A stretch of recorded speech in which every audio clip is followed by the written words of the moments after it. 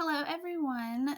On this e-learning day today, we are going to continue with our reading focus, reading nonfiction passages to understand different text types. Before we begin reading through our passages today, I just want to review some of the text structures that we talked about this week during reading. At the beginning of the week in reading, we read through some descriptive passages. When you're reading description, it's going to center around one topic, and you are going to get lots of facts, lots of examples, lots of information, features, and characteristics all about that one topic. Later on in the week, we were reading through some passages that were written in a chronological order. Chronological is just a big fancy word that means sequence. So you can read through different informational passages. Sometimes those nonfiction passages are going to be sequenced in a specific order. You're going to see lots of words like first, next, last, after. Sometimes if it's history related, you may see lots of dates. And those dates, those numbers, those words like first, next, last, all of those help us as a reader understand the sequence in what we're reading. We also read through passages this week that were structured in a compare and contrast way. When I'm reading a compare and contrast passage, I'm going to notice that it's not focused on one topic, but instead there are two topics. And what they are doing is taking that two topics of the information and showing how are these two things alike and in what ways are they different. Our focus for today is going to be on looking for cause and effect relationships. So the passages that we read today, we're going to be reading about things that have happened, and we, as readers, need to see if we can find some of the reasons why that happened. So before we jump into our passages, I just want to remind us what cause and effect means. Cause and effect shows a relationship between an event and what's happened as a result of that event. So if you look at the pictures, I can see because of the rain, because of the storm, what are some things that happened as a result? We might be able to see a rainbow after that rain or after the storm. Maybe because it rained so much, there was flooding. Maybe because it rained so much, then there was lots of water on the ground that helped the flowers and the plants to grow. All of these are different things that can happen as a result of the rain. So when you were reading, if you notice lots of words like therefore, because, maybe due to, the reason why, these are signals. They are signals to you as the reader. Hey, there's a relationship going on here, and I need to pay attention to what's happening and all of these reasons why it's happening. So let's look at our soccer passage together first. As we read through our soccer passage, we want to be thinking about the big thing that can happen when you play soccer. And once I know that big thing that can happen when I play soccer, I then need to read through really closely and see if I can find the reasons why that might happen. So follow along as we read through the passage together. Head injuries account for between 4% and 22% of all soccer injuries. These can result in concussions. A concussion may occur when someone's head strikes an object. The most common cause of a concussion during soccer is when one player's head strikes another player's head. The second most common cause of a soccer-related concussion is when the ball is kicked from a close range and it hits a player's head. Heading the ball does not cause head injuries as long as it is done properly. So after reading through this passage, I was thinking to myself, what is something that can happen to you when you are playing soccer? That would be my effect. Well, I saw that phrase, head injury, multiple times in this passage. Getting a head injury is something that can happen when you play soccer. Okay, so I could get an injury to my head. Well, what could cause an injury to my head? Go back and reread and see if you can find 2 causes for head injuries.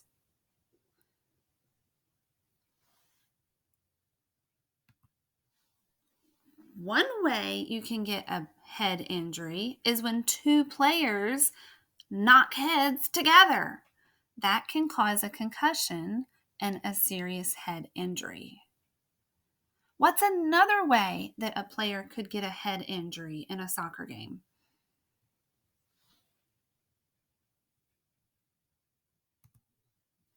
Sometimes a ball could hit someone's head when it is kicked at a very close range. And if you get hit by a ball in a close range, that could cause a head injury.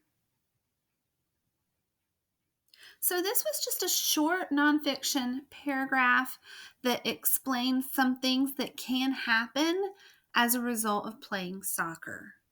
But let's look at a longer passage. If you flip in your packet next, we're going to continue reading all about Mount Everest. We've learned a lot about Mount Everest through our nonfiction reading this week. This one is going to tell us a little bit more about the death toll, people that have died attempting to climb Mount Everest in the year 2019. So follow along on your passage as I read through it out loud. Sadly, a death occurs every year on Mount Everest. For the past 2 decades, the annual death rate on Mount Everest has averaged 6 climbers each year. However, the death toll in 2019 was almost double that amount, with 11 climbers losing their lives. So, why was the death toll so high in 2019? There are several factors that contributed to an increase of deaths that year. One factor that caused an increase in the death toll was poor weather conditions.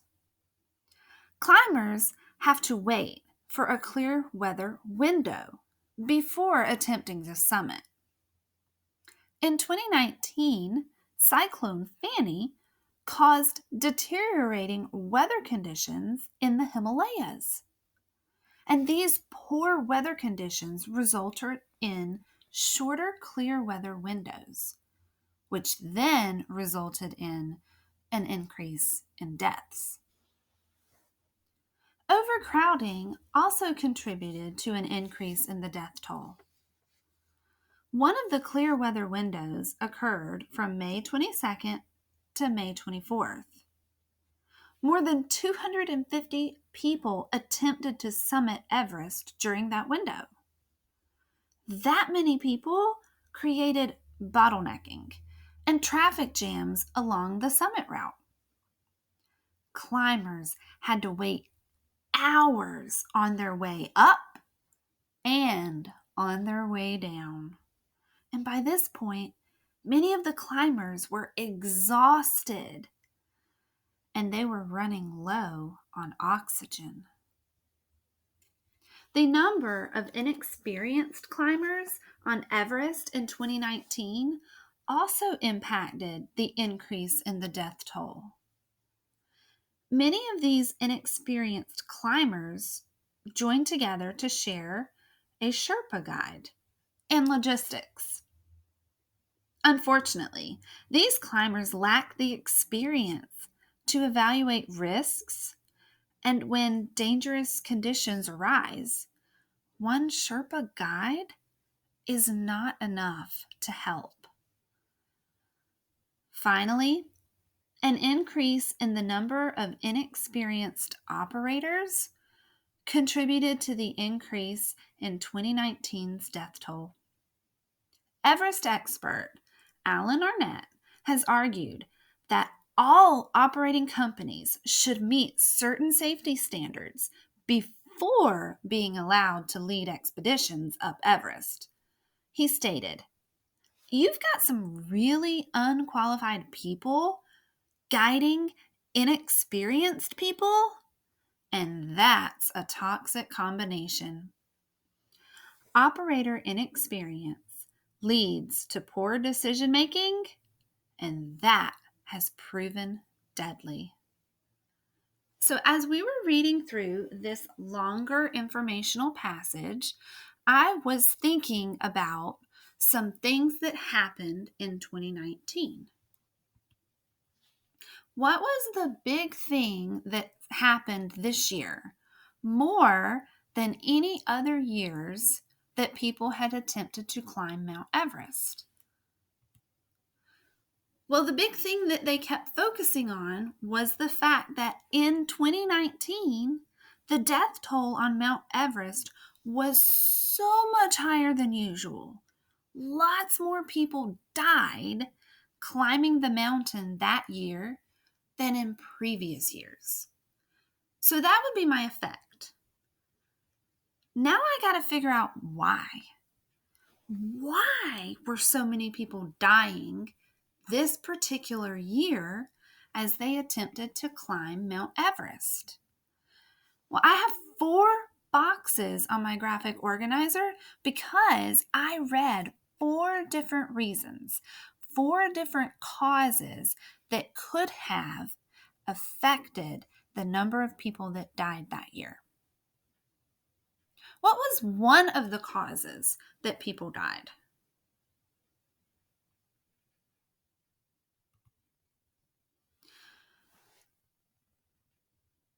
Well, in the second paragraph of the passage, it talked about the poor weather conditions.